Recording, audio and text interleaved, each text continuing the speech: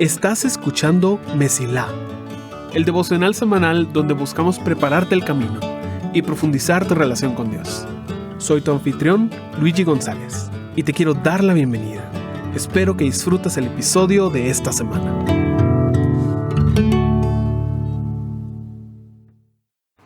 Semana número 2 de nuestra serie titulada Ideas Humanas.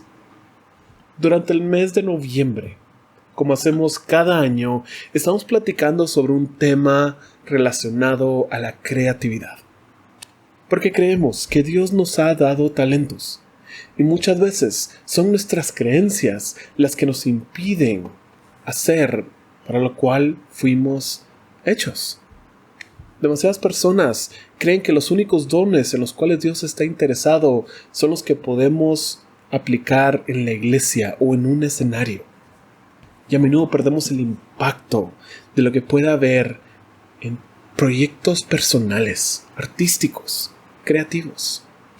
La semana pasada fue un regreso hasta la primera serie de creatividad, porque hablamos de un personaje que introducimos hace 4 años, llamado Bezalel, la primera persona que la Biblia explícitamente dice que fue llena del Espíritu Santo.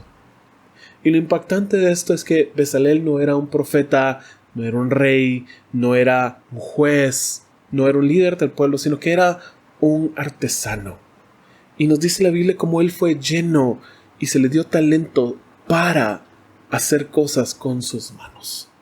Y el día de hoy estamos tan obsesionados con la fama, con las luces, con sobresalir, que se nos olvida el impacto de una vida callada, dedicada a Dios. Por eso concluimos de que Dios nos ha dado creatividad con un propósito. Y hoy que seguimos en esta serie, quiero llevarte a una historia de 3 partes, que se divide en 2 libros. Si vas al Antiguo Testamento y buscas entre los profetas, encontrarás el libro de Esdras y el libro de Nehemías. Y te soy sincero, haciendo la investigación para este episodio, dije, vamos a enfocarnos en Nehemías porque es un excelente ejemplo de liderazgo y cómo Dios lo utilizó y cómo Él puso ideas en su cabeza y lo llevó y lo movió para hacer algo por el pueblo de Israel. Hasta que investigando me di cuenta, esta es la conclusión a una historia. Una historia que se viene contando desde el libro anterior. Déjame darte el contexto. Aquí nos encontramos en el periodo después del exilio de Israel. Es decir, que el pueblo elegido de Dios había sido derrotado. Sus estructuras habían sido derrumbadas. Sus casas, las murallas, el templo había sido destruido, lo cual era un gran golpe para los israelitas. Y ahora ellos habían sido llevados como esclavos. Y para muchas personas este es el momento en el cual imaginan que ya toda esperanza se perdió. Y la expectativa es que ahora van a ser absorbidos por otros pueblos y el pueblo de Israel va a dejar de existir. Sin embargo, Dios tenía una promesa de no solo regresarlos a su tierra, sino de reconstruir Jerusalén. Y esta construcción ocurre en 3 movimientos. Verás, Esdras, capítulo 1, versículo 1 dice: En el primer año de Ciro, rey de Persia, el Señor cumplió la profecía que le había dado por medio de Jeremías. Movió el corazón de Ciro a poner por escrito el siguiente edicto y enviarlo a todo el reino. Esto dice Ciro, rey de Persia: El Señor, Dios del cielo, me ha dado todos los reinos de la tierra. Me encargó construirle un templo en Jerusalén que está en Judá. Cualquiera que pertenezca a su pueblo puede ir a Jerusalén de Judá para reconstruir el templo del Señor, Dios de Israel, quien vive en Jerusalén, y que su Dios esté con ustedes. Esdras 1, 1-3.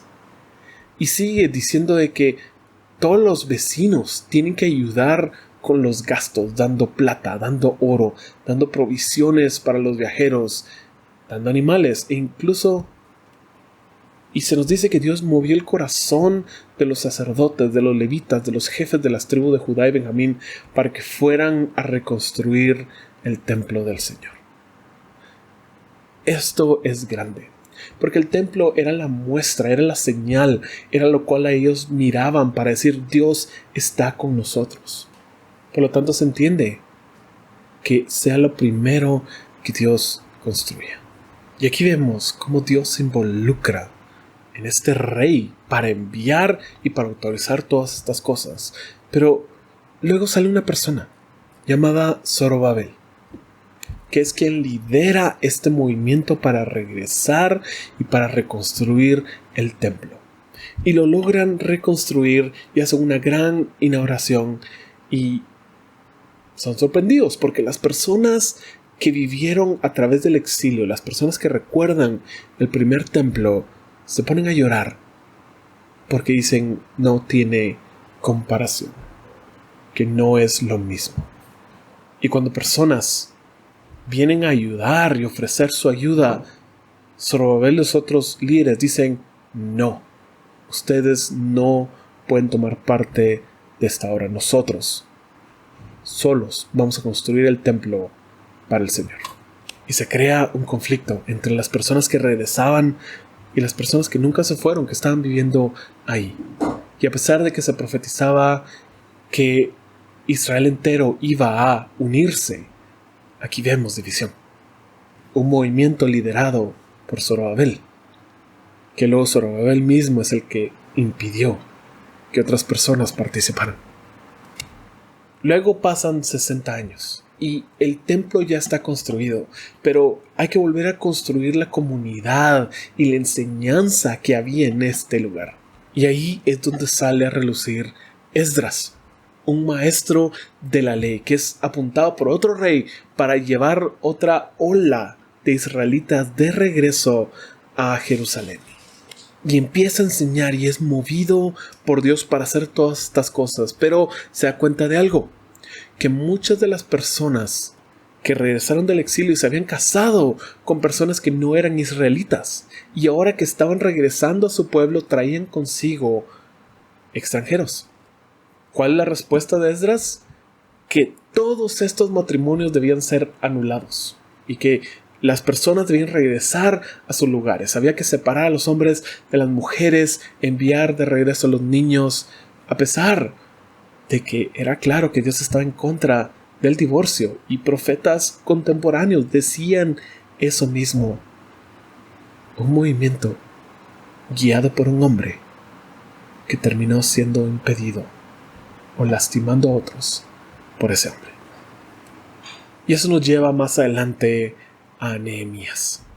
Y entiendes por qué esta secuencia de eventos se sigue repitiendo.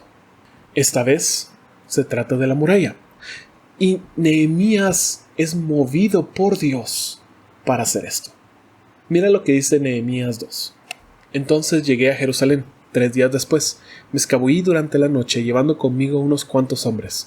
No le había dicho a nadie acerca de los planes que Dios había puesto en mi corazón para Jerusalén. Nehemías 2, 11 y 12. Ahora, Nehemías fue enviado por otro rey. Pero lo que quiero que te fijes acá, más que cómo llegó él a Jerusalén y se escondió, es que él reconoce que Dios puso planes en su corazón para Jerusalén. Él no tuvo un encuentro extraordinario, sobrenatural, donde un ángel se le apareció y dijo: tú irás y reconstruirás las murallas. Él tuvo una idea humana, que fue inspirada por Dios y que él llevó a cabo. Y vemos a través del libro cómo él organiza a las personas y reconstruyen la muralla. Por supuesto, aquí también hay un problema, porque ven personas viviendo alrededor de la ciudad que ahora, por la muralla, iban a estar expulsados de la comunidad. Y parece que Nehemías era muy estricto y muy enfático con esto, diciéndoles que ellos no iban a formar parte de Jerusalén. Un movimiento de Dios liderado por un hombre que terminó siendo impedido o lastimó a otros por ese hombre.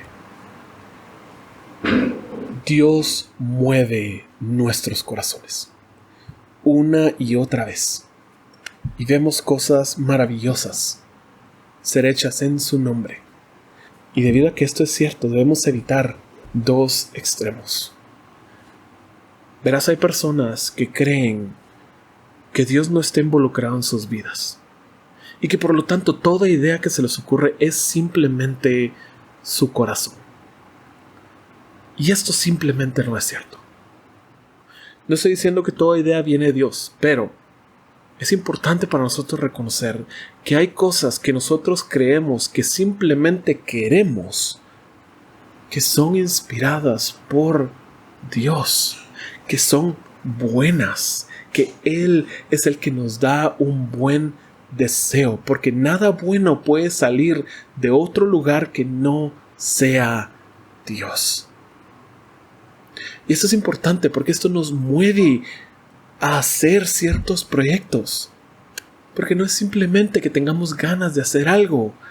Es que fuimos diseñados para trabajar, para crear, para hacer. Así que es importante que tengamos la confianza de ponemos nuestros planes en las manos de Dios. Pero Dios puso planes en nuestro corazón. Diciendo eso, el otro extremo es tal vez lo que muchas personas tratan de evitar. Y es creer que como Dios te dio una idea, tú tienes la autoridad para decidir todo. Y esto le ha pasado a muchas personas que tienen una muy buena intención.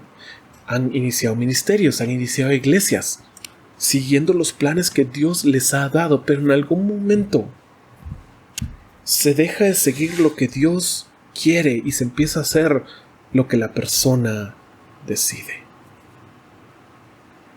A pesar de que se había profetizado que el templo estaría abierto para todos, de repente una persona dijo que ciertas personas ya no pueden participar. A pesar de que se había profetizado que naciones enteras irían a Israel, una persona decidió que todos se tenían que divorciar porque un extranjero no podía estar en la tierra de Dios. A pesar de que se había profetizado que Dios haría una ciudad sin paredes, abierta al mundo entero, aquí había alguien que utilizó una idea práctica de protección y la convirtió en la separación del pueblo.